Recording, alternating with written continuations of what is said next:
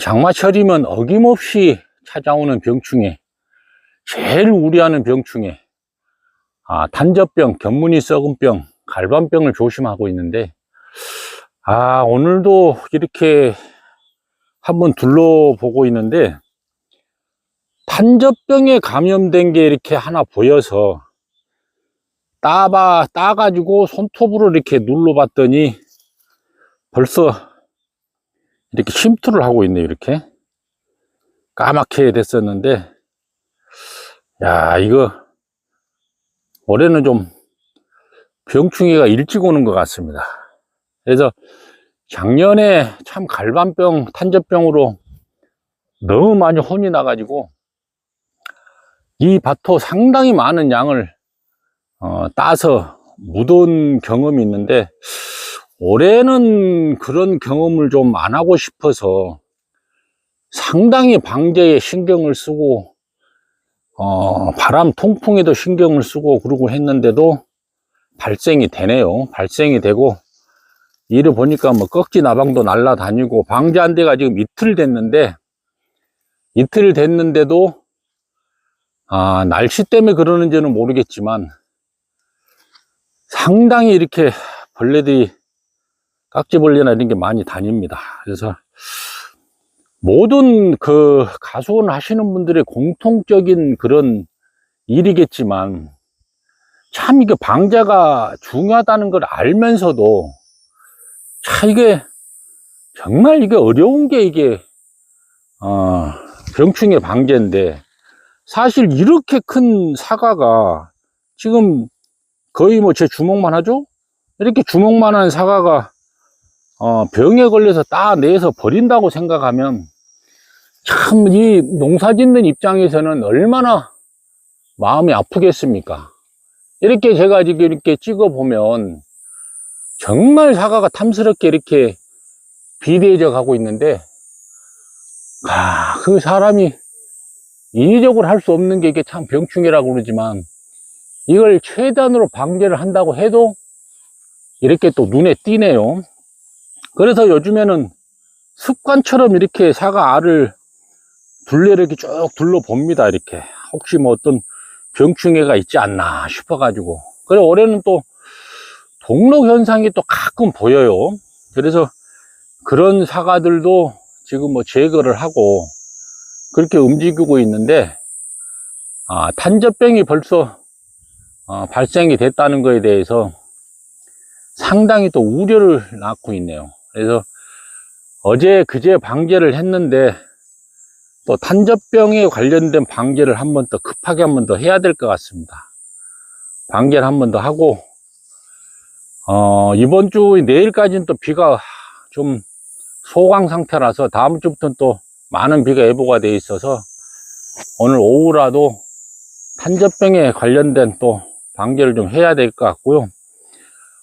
어떤 분들이 저한테 어떤 분인지 문의를 주셨는데 이렇게 꽃눈이 1차 성장이 맺은 게 있고 이렇게 맺었죠? 튼실하게 이렇게 맺어 있는데 이렇게 또 2차 성장한 게 있습니다. 2차 성장한 게.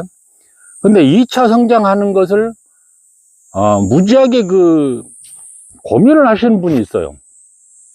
그런데 나무라는 거는 실질적으로 손을 대면 댄 만큼 또 새로운 싹이 나옵니다. 이파리가 나오고 줄기가 나오고 도장 형성이 되는데 2차 생장도 마찬가지입니다. 이게 긴 장마나 이런 때 보면은 2차 성장 안 할 수가 없어요.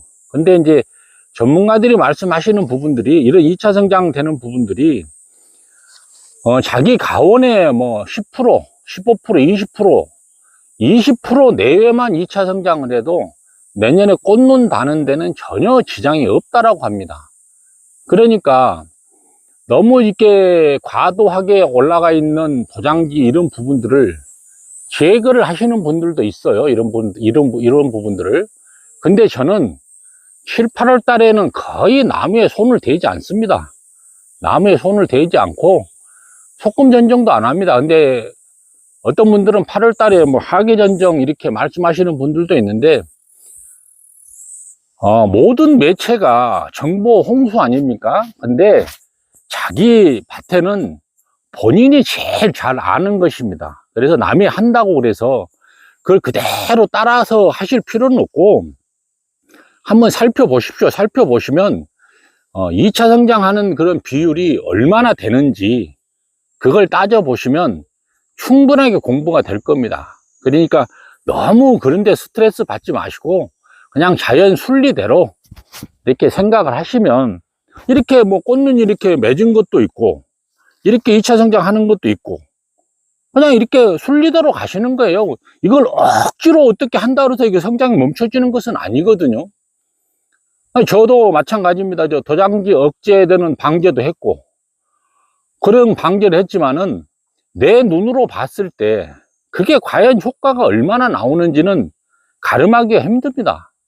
모든 농약이라는 거는 어떤 그 데이터에 의해서 농약이 이렇게 만들어지고 사용상 주의사항이나 설명서를 제조업체들이 이렇게 해주지만, 실질적으로 그걸 써보면 제가 느끼는 거하고 거기서 또 이렇게 설명해 주시는 거하고 내 가원의 특성 또 품종의 특성에 따라 다 틀리게 나타납니다.